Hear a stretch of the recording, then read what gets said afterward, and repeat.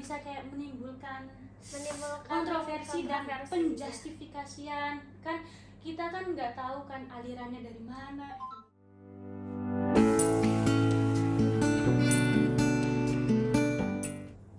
Halo, assalamualaikum warahmatullahi wabarakatuh. Perkenalkan, nama saya Dinda Fitria Yasmin dari Universitas UIN Sunan Kalijaga, Prodi Studi Agama-Agama. Bye. Halo semuanya, perkenalkan nama saya Dia Apria Fadilah, biasa dipanggil Dia. Saya dari kampus UIN Sunan Kalijaga, Yogyakarta. Program studi Agama-Agama, Fakultas Usuluddin dan Pemikiran Islam. Halo, perkenalkan nama saya Dinda Farasikade dari Universitas Islam Negeri Sunan Kalijaga, Yogyakarta, Fakultas Usuluddin dan Pemikiran Islam, Prodi Studi Agama-Agama. Halo teman-teman, perkenalkan nama saya Dinda Nova Ramadhani, biasa dipanggil Dinda. Saya mahasiswa dari UIN Sunan Kalijaga, Yogyakarta, Fakultas Usuluddin dan Pemikiran Islam, Prodi Studi Agama-Agama. Assalamualaikum warahmatullahi wabarakatuh. Shalom, Om Swastiastu. Nama budaya, salam kebajikan. Selamat datang di podcast kita hari ini. Topik yang kita bahas kali ini adalah tentang ceramah di media sosial. Oke, baik, di samping kanan kiri saya sudah ada teman-teman mahasiswi yang hebat. Oke, kita mulai. Pertama-tama saya mau nanya nih, apa sih pendapat kalian tentang ceramah di media sosial dan kenapa sih hal itu populer di kalangan mahasiswa gitu? Oke, menurut saya ceramah-ceramah di media sosial itu cukup efektif ya, dan dapat dijangkau oleh banyak orang dengan cara mudah. Mahasiswa juga dapat mengakses sumber informasi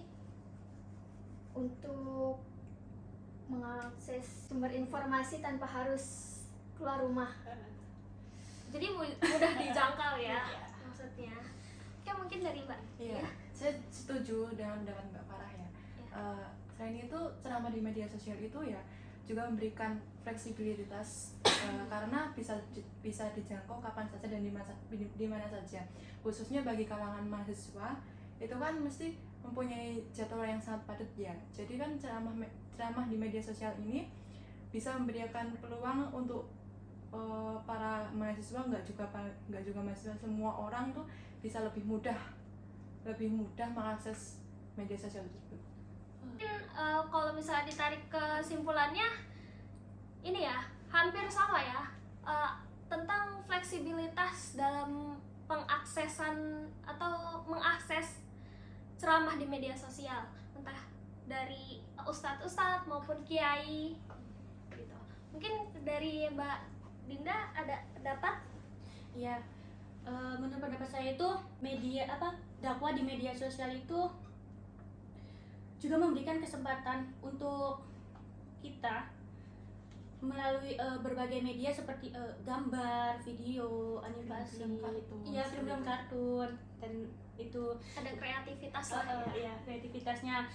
Contohnya itu dalam animasi kartun Upin Ipin Di televisi biasanya di televisi. Nah ya, di situ juga dalamnya kan ada pesan dan nilai moral dalam nilai-nilai agama Islamnya kan ya. Metode dakwah yang digunakan dalam kartun Upin Ipin itu kan ada metode yang lisan dan bihal itu.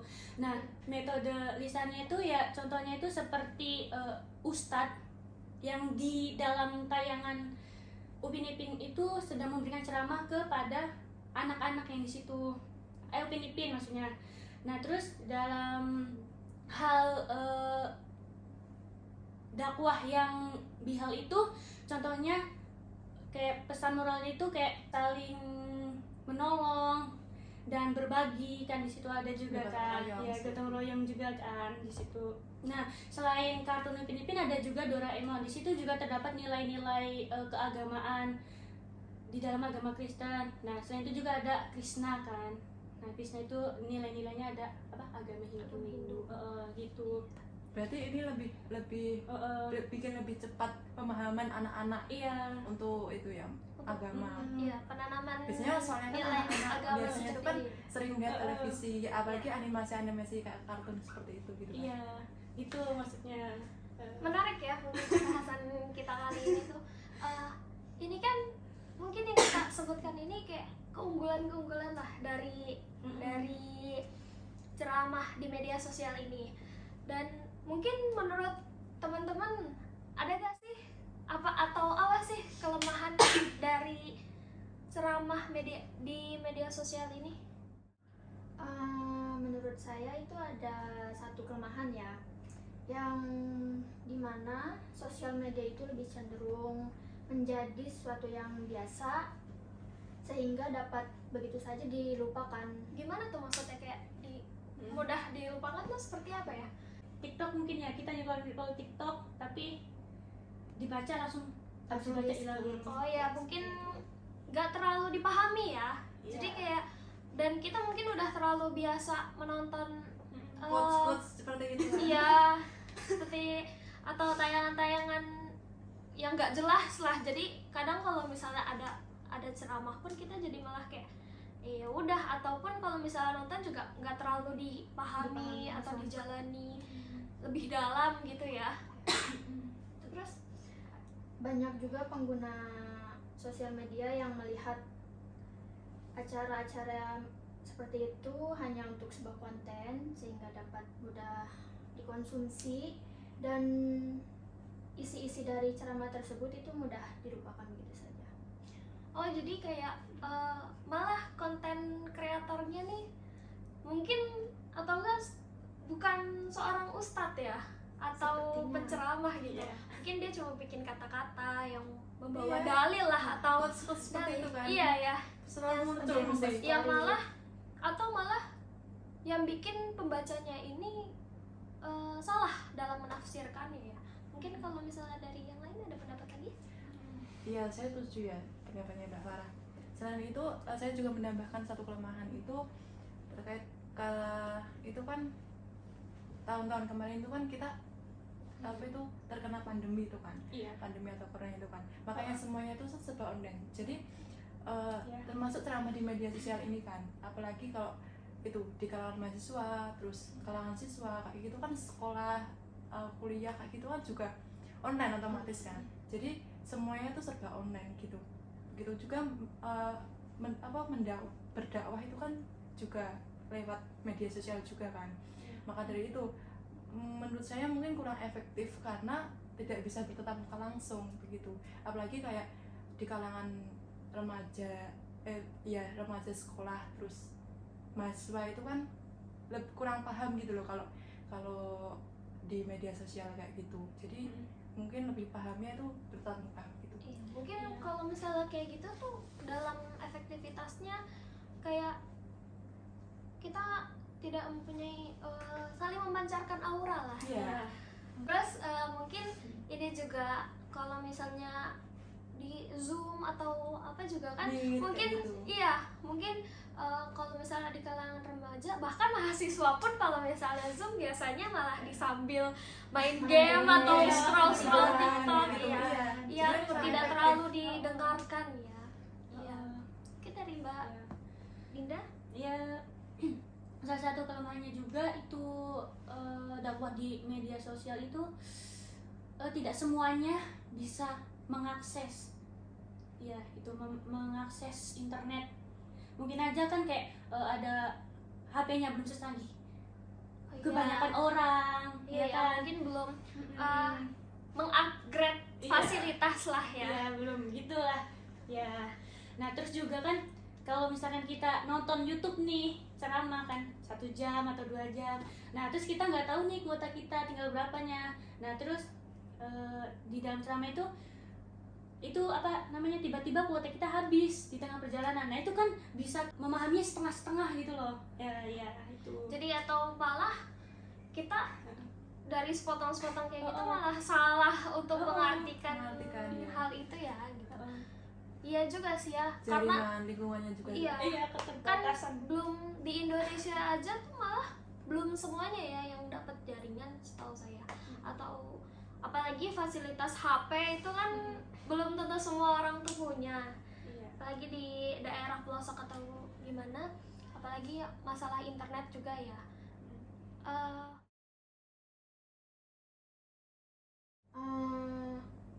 Dakwah peran tradisional itu semuanya digantikan oleh dakwah yang ada di media sosial seperti itu mungkin. Mungkin berarti bisa ya? Atau gimana? Berarti menurut Mbak Farah nih ceramah di media sosial ini bisa menggantikan ceramah tradisional ya? Bisa. Oh gitu. Gini, Mungkin kalau menurut saya itu ceramah digital itu nggak selalu bisa menggantikan ceramah tradisional ya. Lebih tepatnya itu saling melengkapi gitu ya. Karena bagi saya itu ceramah digital itu kan kelebihannya itu kan lebih luas gitu kan. Maksudnya kayak ceramah di media sosial kan bisa dijangkau kapan saja dan di mana saja gitu kan. Kecuali kalau ceramah di maksudnya dakwah tradisional itu kan harus kayak datang ke tempat itu, ke tempat langsung, semisal kayak pengajian atau selawatan, terus habis itu apalagi kayak khotbah Jumatan di masjid kayak gitu kan harus datang secara langsung gitu kan. Gitu. Lebih tepatnya yaitu mungkin saling beriringan, saling melengkapi gitu, nggak harus digantikan gitu loh. Berarti ceramah konvensional atau tradisional ini dan digital ini harus jalan beriringan ya, Iya. menurut ini. Wah, menarik ya. Iya. Mungkin udah ada dua pendapat lah kan. Mungkin kalau misalnya kita diskusi dengan teman-teman yang lain juga mungkin ada berbagai pendapat lagi ya. Apa mau ditambahkan, Mbak Dinda? Ya boleh. Ya tadi ya seperti Mbak Dia tadi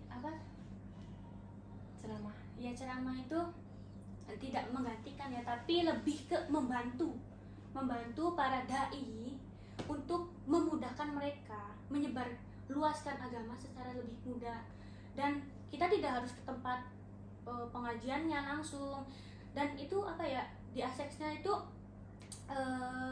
Lebih mudah iya lebih mudah, lebih gampang, dan di mana saja kapannya. Misalkan ceramahnya di Indramayu, nah kitanya lagi di Bandung, kamu lagi di Surabaya, misalkan kamu lagi di Bekasi, kamu lagi di mana, Jakarta, nah itu kan bisa gampang Iya, dengan itu mudah kan. memang kelebihannya di situ. Nah, kalau ceramah di media sosial itu. Tapi kalau ceramah di tradisional Iya. ya itu. Jadi kayak sebelum ada pandemi ya, Iya. sebelum ada pandemi atau corona itu kan mesti kan nggak ada atau itu kayak Iya. serba online itu kan nggak ada loh. Dan setelah ada itu kan jadinya serba online semua, kayak itu di kalangan mahasiswa atau kalangan siswa seperti itu kan. Apalagi timbulnya ceramah di media sosial ini kan sudah terbiasa gitu kan, jadi sudah terbiasa. Iya, terbiasa karena pandemi ya. Iya. Mungkin kalau misalnya tambahan lagi ya, mungkin kalau menurut saya juga mungkin sama, iya. Tradisional dan digital ini harusnya jalan beriringan ya, karena bukan saling menggantikan tapi saling beriringan, berdampingan.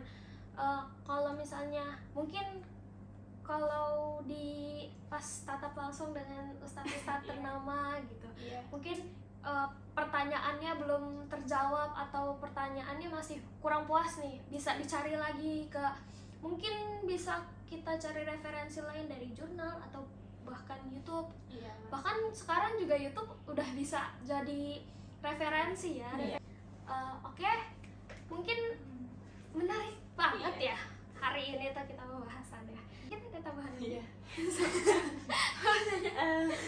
Tapi di sisi lain juga dakwah digitalisasi kan di zaman modern teknologi di media sosial itu juga